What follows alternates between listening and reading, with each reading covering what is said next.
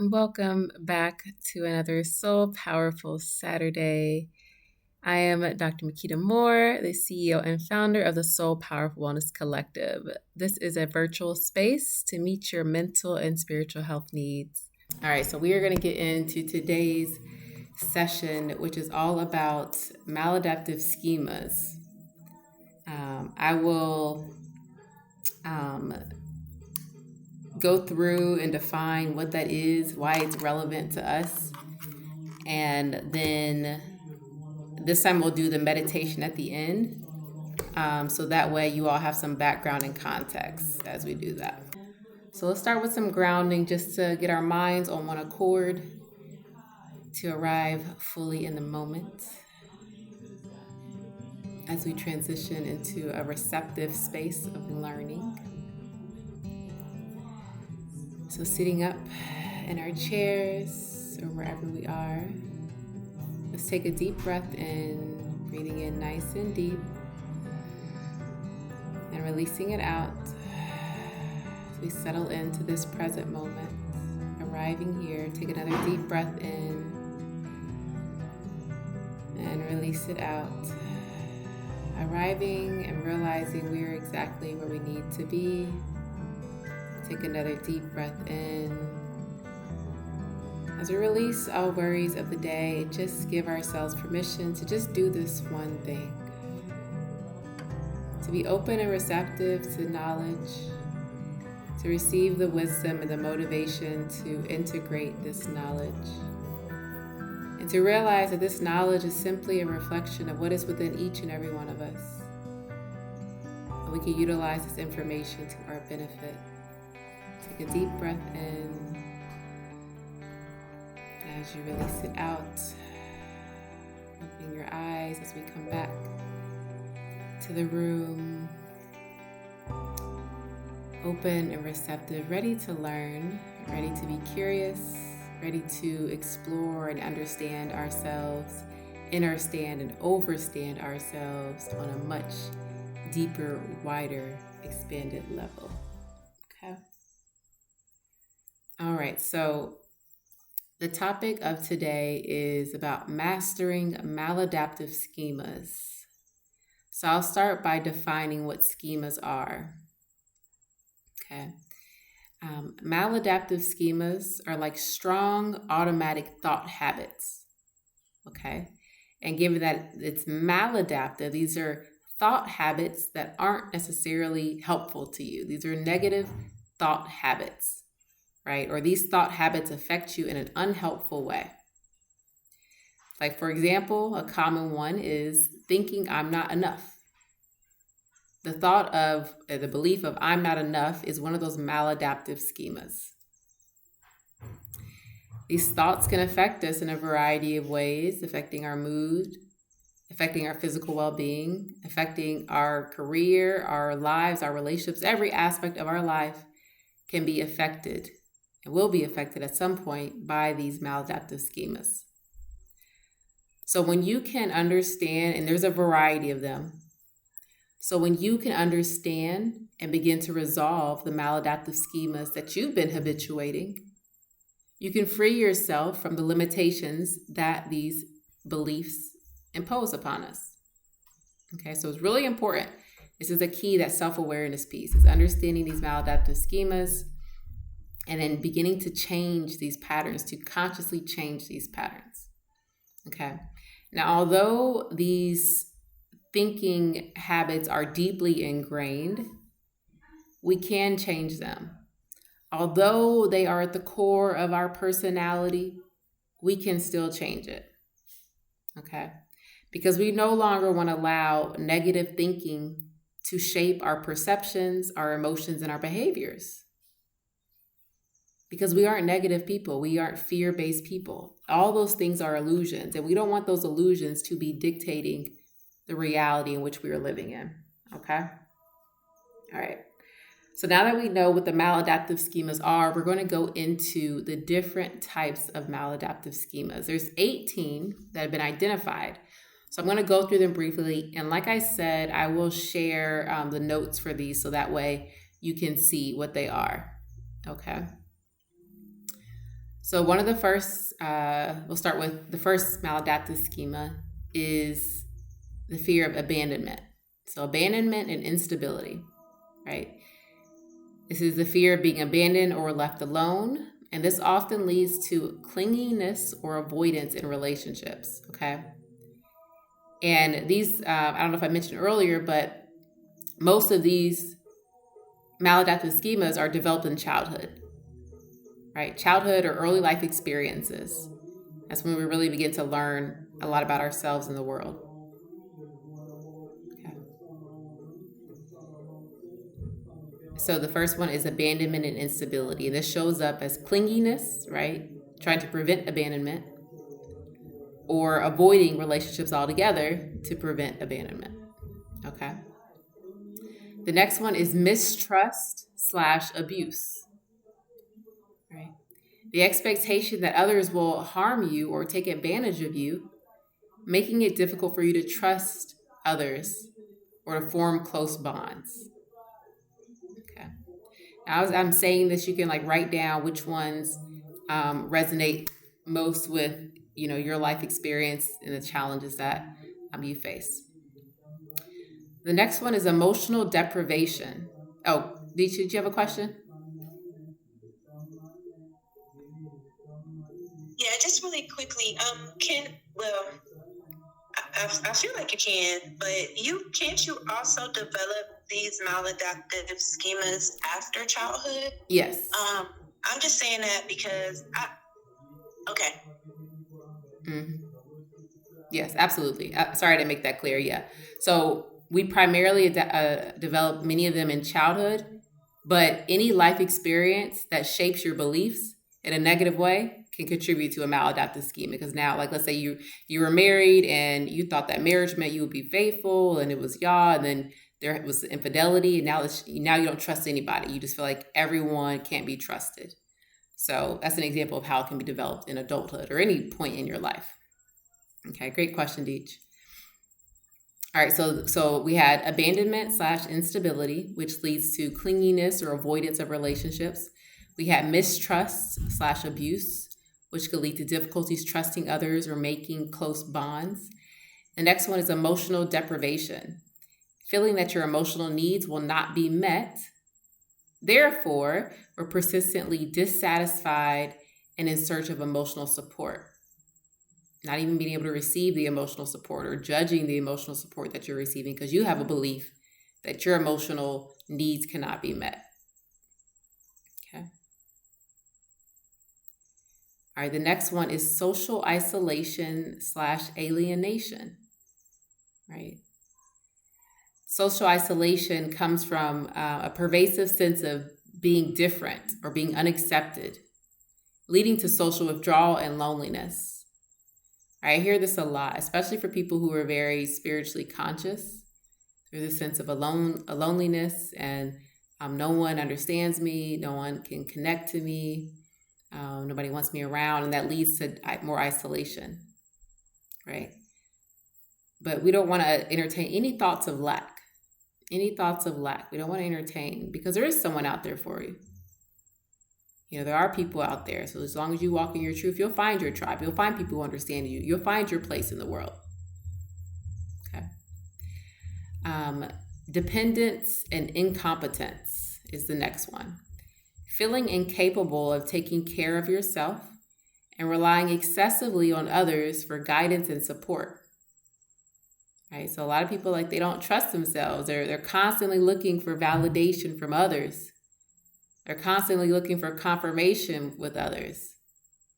I think sometimes when we step into the spiritual lifestyle, sometimes we're relying too much on cards and psychics and numbers. It's just like, trust yourself, trust your journey. Or maybe we get in relationships of codependence, where we feel like we need to be needed by someone, or we need to have someone in order for us to be whole. That we can't do this on our own. Okay. The next one is vulnerability to harm or illness. Right. So as you can see, these aren't just about relationships with others, but also with ourselves. So a vulnerability to harm or illness, constant fear of being physically or emotionally harmed. leading to hypervigilance and anxiety. So being on edge, always worrying, wondering, what could happen, the worst case scenario thinking, right? I think a lot of us who were exposed to those movies, Final Destination, right? That implanted some beliefs in us that if I'm riding behind a truck with some trees, something could happen, So now we all walk around with that fear. So these maladaptive schemas don't just apply to our relationships with others, but also our relationships with ourselves and the world. Okay. And that, we talked about visualization a few weeks ago. So if you have a maladaptive schema, a negative thinking habit about illness or harm to self, you're going to manifest that. You can definitely manifest that. Okay. The next one is enmeshment and undeveloped self. Enmeshment, right? Enmeshing, coming together, right? And this is difficulty differentiating your own needs and desires from those of others, often resulting in identity confusion. Now, this was something that I experienced in particular because I was the youngest of 3 girls. Me and my sister close to me in age, all the activities we did together, same room, same activities, sometimes the same clothes. So and then from there, I went on to become an athlete. So I was always on teams. So before it was the sisters and the family making decisions for me, and then it went on to the team making decisions for me. And once I stopped playing sports, I graduated college. I was like, I really didn't know who I was. I didn't know if I wanted to do something because I wanted it or because I believed others wanted it, right? I didn't really know my identity, okay? The next maladaptive schema is failure. A persistent fear of failing, which may lead to procrastination or underachievement. Right? So I think this is one that many of us can relate to. Maybe we failed at something and it was so embarrassing, or we were criticized or punished for it that we don't even want to try new things. We want to stay within our comfort zone. Or we might continue to put off things that we might not be great at. So leaves us stuck. Okay. The next one is subjugation, a tendency to prioritize others' needs and desires over your own, leading to resentment and self-sacrifice. Okay, there goes that R word, resentment, right? This is when the talk about healthy boundary setting is so important. Because if you're just giving and giving and giving and you're not setting any boundaries, people they're not always going to be able to match your level of giving. And now you're walking around with this resentment, this deep negative feeling of resentment, okay? So we don't want to prioritize others' needs over our own. We want to save space for self. All right, the next one is self-sacrifice. Okay, this is a lot of us healers, people in the healing space. A compulsive need to help others, often at the expense of your own well-being. Okay. A compulsive need to help others, often at the expense of your own well-being. So it's another situation in which healthy boundaries can be helpful. Okay.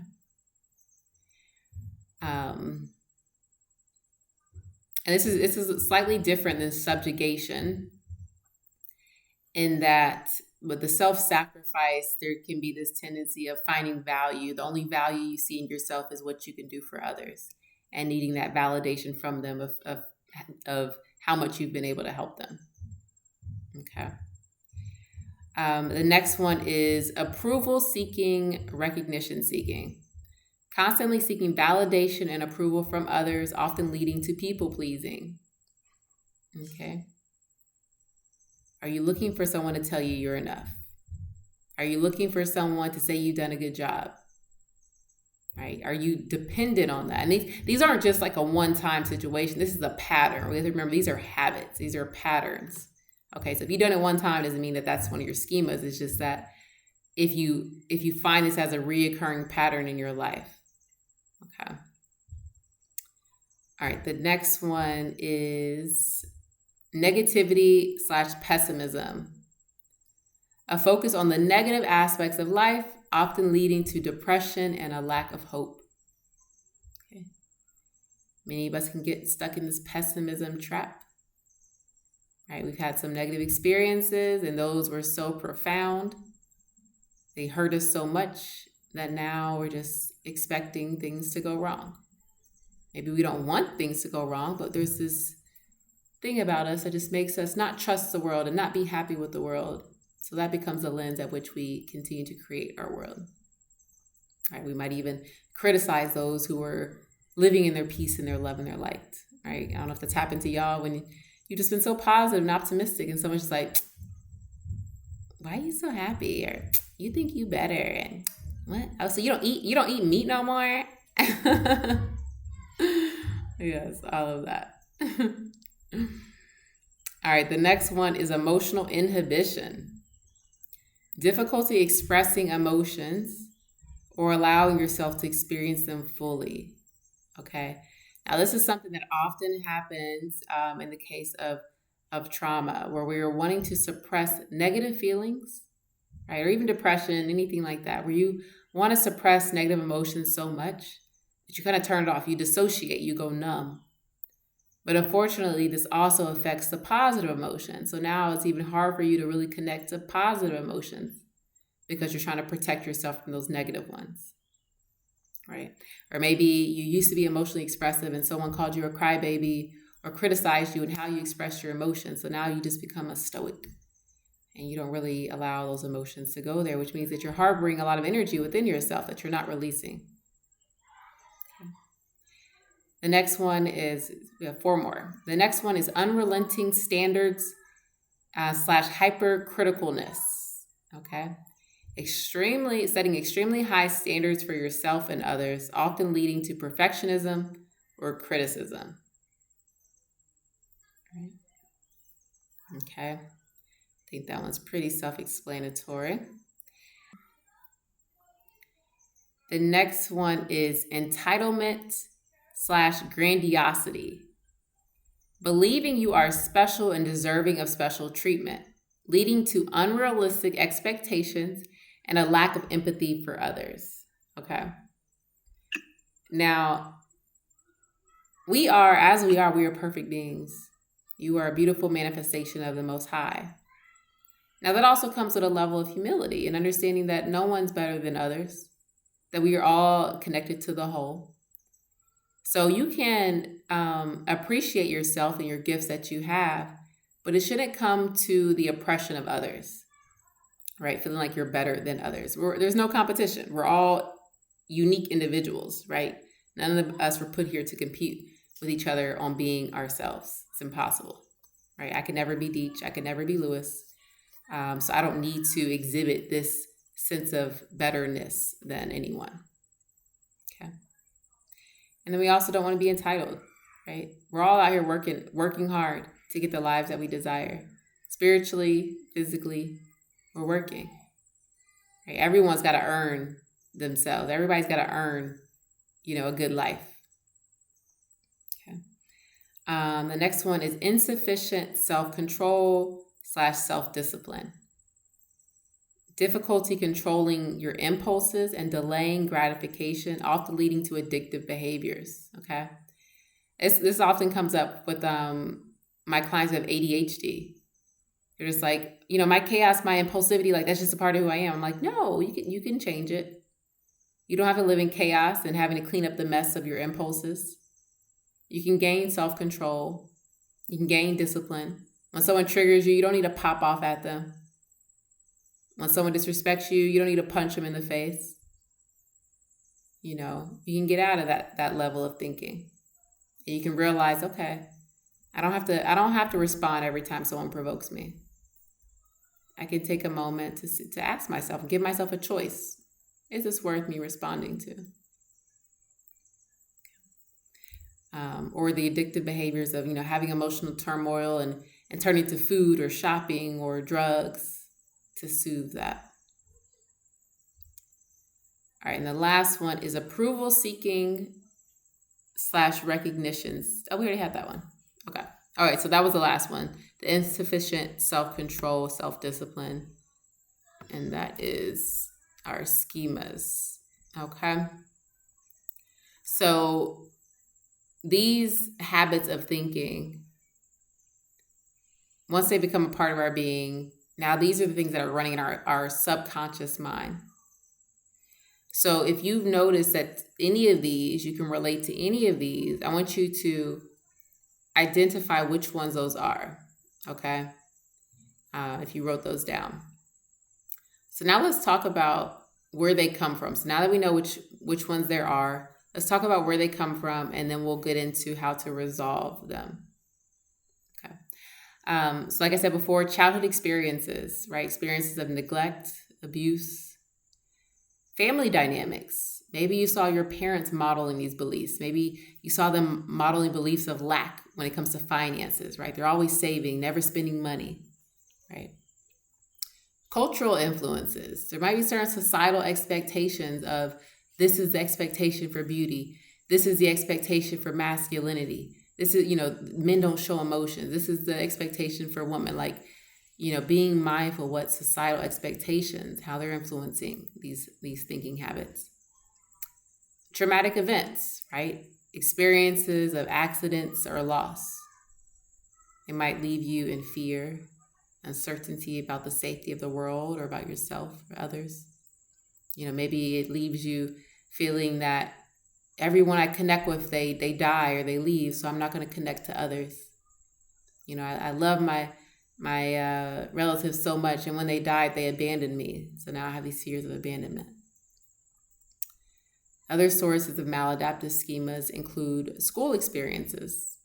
Did you experience bullying by other students in school? Did you have learning difficulties that affected your self-esteem? Did you have parents who would never accept your progress, so where you stepped into a space of needing to be perfect and nothing ever being good enough because you didn't get that approval, so now you're seeking validation in other ways? Okay. Another source is peer relationships, maybe rejection, maybe being cheated on, maybe being isolated, isolated out of social groups. The next one is media influence, right? This kind of goes in with some of the societal standards. Media influence about what is cool, what is attractive, what is acceptable. Personal failures. And also media influence also includes like the news, right? The news will have you thinking that the world is doom and gloom and trauma and drama, and that's it. And there's no hope, right? The music can have you thinking that doing drugs and there is no such thing as love and real relationships. All there is cheating and infidelity. Right? So media influence. The next source is personal failures, right? Past mistakes. Allowing those past mistakes to dictate what you believe about the present and the future. Okay.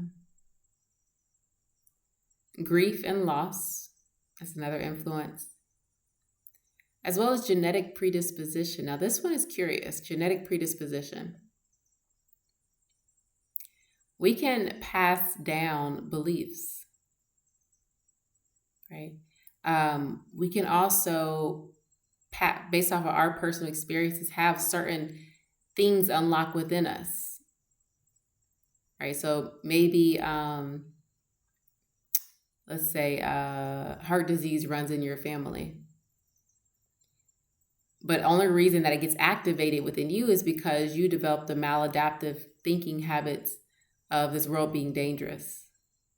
Or maybe you developed the maladaptive thinking habit of emotional inhibition. So you're suppressing your emotions, and that all that pressure activates the gene of heart disease in your family. So now you have it. You could have avoided it, right? Or addictive personalities. Right? Addiction is passed down in our genes.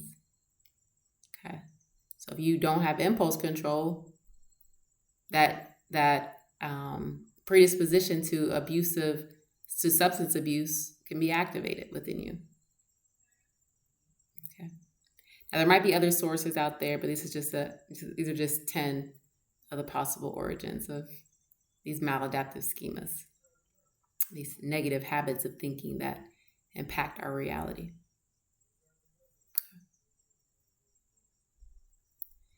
Now, we'll talk about how to resolve the maladaptive schemas, how to get rid of them, so that way they're no longer ruling your life and you are the conscious you are the conscious pilot of your life. One therapeutic approach is cognitive behavioral therapy. If you've ever been in therapy before, you've probably heard of this. And this is basically demonstrating to you the connection between your thoughts, feelings, and behaviors, and how at any point in time, if you're not liking how you feel, there's probably a thought or a behavior that you can shift to change that. Okay. So there's, when you're in therapy, you might do certain exercises or talk therapy, things to help you to recognize those negative thinking patterns, to challenge the validity of them after you identify the origin, and decide what is the alternative thinking pattern that will best serve you. The next technique that helps us to resolve maladaptive schemas is mindfulness and meditation. Lewis spoke before about just having this greater sense of awareness of anxiety, right? So the more we meditate, the more we increase our awareness of what our mind is doing, how it's affecting our body. So that way we can decide if I don't like how I'm feeling right now, maybe I can change my thought. So having that awareness that we develop in meditation to notice when we are thinking something that does not make us feel good, as well as having the mental control to objectively observe that negative thought, and the compassion that comes with meditation to decide, okay, do I really want to identify with that thought? Can I release that thought? Do I know why this thought is here? Being able to go through that level of inquiry and exploration of that thought. We can develop all this in meditation. The awareness, the ability to see things objectively, as well as the love and compassion to guide ourselves in releasing and resolving those things.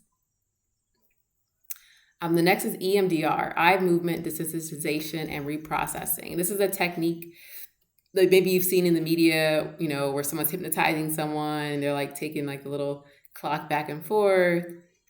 So this is what EMDR helps us to resolve things on a subconscious level. Because as you're tracking back and forth, your eyes are doing the same motion that they would do when you are in REM sleep. When you are in deep dream sleep, your eyes are moving back and forth, left to right, left to right. And that movement seems to take us into a state of kind of like a very receptive state where we can be influenced. It opens up the subconscious mind. So in EMDR, while you're watching the object go left and right, you'll have someone guide you into your subconscious mind, guide you into understanding what these beliefs are, why they're there, how you can release them, and guide you to releasing them. But you're in a certain brainwave frequency that it works below the surface of the conscious mind. That's why it's so effective. Okay. Another technique is neurofeedback, right? So ultimately, when we identify we have these maladaptive schemas, it's not as easy just changing them over. Like saying, I don't want to think that anymore. Let me change it. This has been a pattern that you've built for a long time. So think of it as if it's a rope, right? Every time you thought that thought, it was another thread into that rope. So at this point in time, we have one of these big, strong ropes. And you can't just cut through that and stop it. It takes time. It takes regularly identifying it and challenging it and building a new rope, right? Taking a thread off of this one and building a new rope. So one of the things that will help us, that can help us in doing that, is what we call neurofeedback. And this is a technique that helps you to gain more control over your brain activity. So they'll use different devices to monitor maybe your heart rate or different physiological body temperature, to say, okay, when your heart rate reaches this level or when your body temperature is at this level, you're in a state of distress. So as your body temperature raises, it's like, ooh, bing, bing, bing. You're not calm anymore. You come back to the calm state. You identify, okay, what thought was I thinking? During that moment, I wasn't calm anymore. Okay, let me come back. And you get that feedback. Bing, bing, bing. So whenever you depart from that space of what they've determined as calm and balance for you, whenever you depart from there, it gives you a notification. So that way you can be like, okay, why did I depart? And then be able to bring yourself back to that space. Okay. Another therapeutic technique is compassion-focused therapy. So see, compassion-focused therapy combines psychological principles with spiritual concepts of self-compassion. This form of therapy encourages people to be kind and nurturing to themselves, helping them to counteract harsh self-criticism, often associated with these maladaptive schemas. Right? So this is why having a spiritual presence is so important, because spirituality is all about your own personal connection with divine, with source, with Holy Spirit, with the universe. And for people who truly understand that connection, you know that entity is love. So the more you connect to the love of the universe, of Holy Spirit, the more you can have that love for yourself. You know that you are loved, that you are loved in all that you are. Okay, which can help us to then show ourselves that love, that level of love.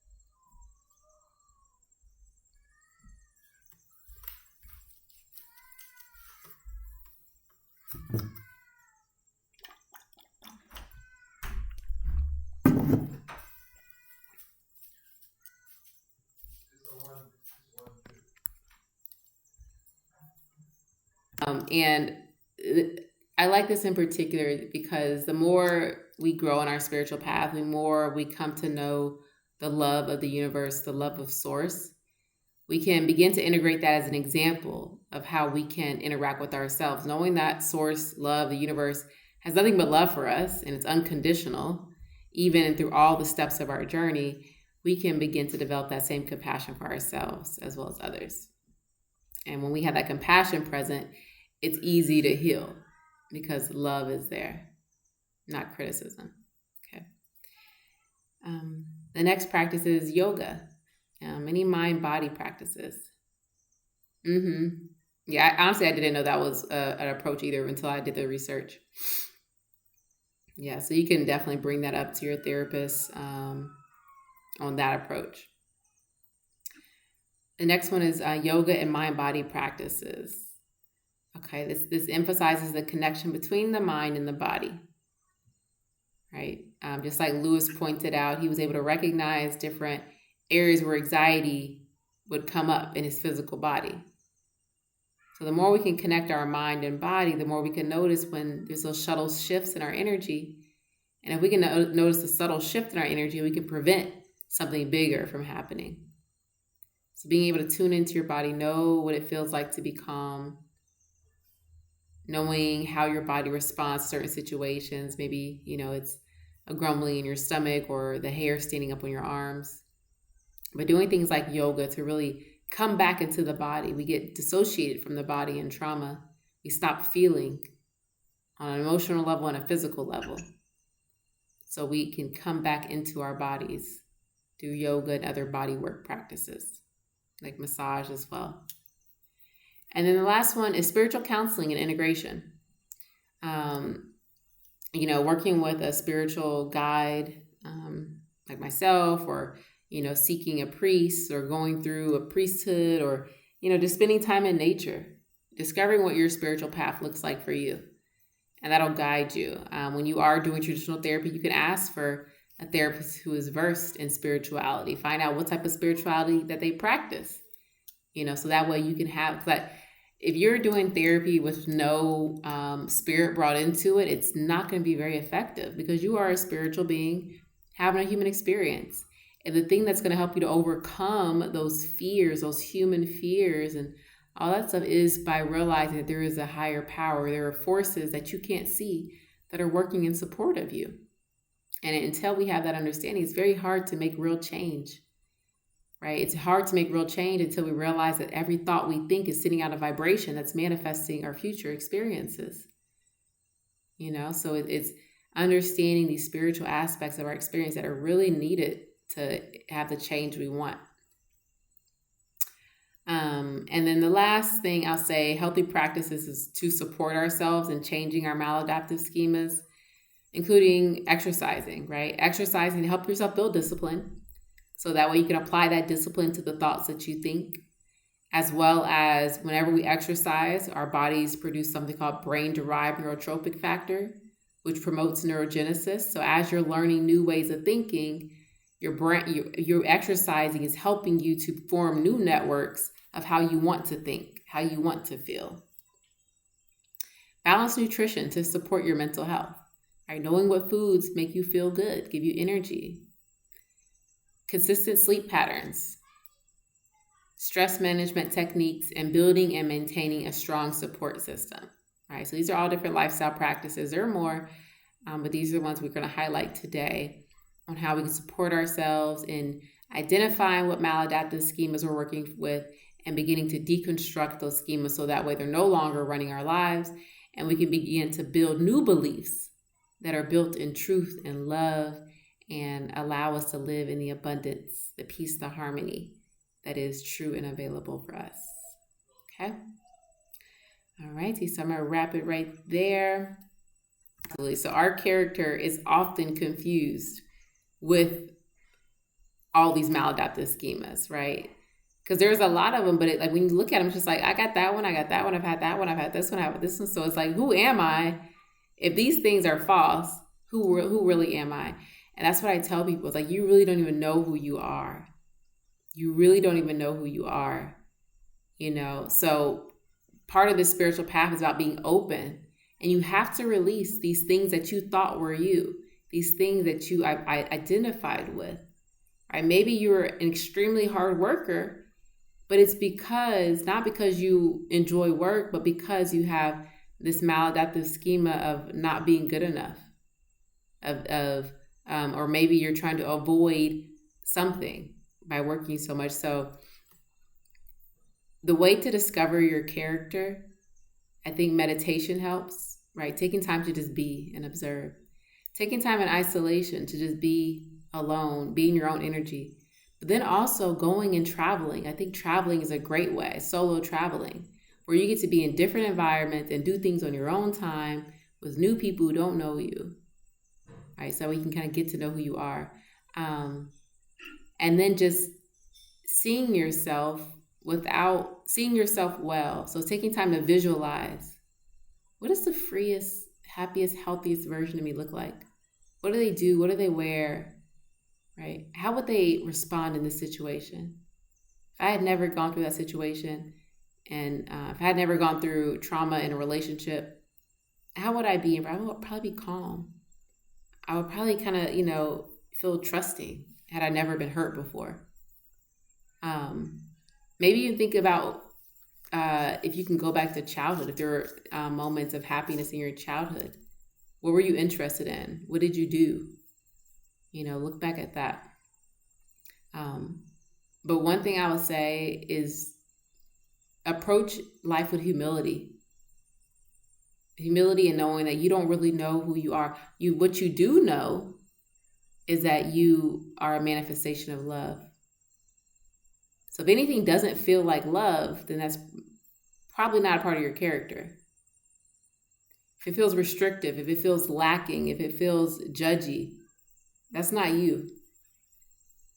Right? Because love, the universe is compassionate, it's understanding, it's patient, it's supportive. It also sets boundaries. It knows what position to put itself in and what position to put others in a loving way. So whenever you find yourself departing and you're no longer in that vibration of love, then you might question, okay, is this really me? Or is this an origin of the past? Thank you so much for joining us for this session of the Soul Powerful Wellness Collective. I hope that this information brought you value and is helping to further expand your mind and elevate you mentally and spiritually. If you would like to join us for our next class, visit drmkita.com/SOL to join the Wellness Collective, and we look forward to seeing you there. Sending you peace, love, and light upon your journey. Stay soul powerful.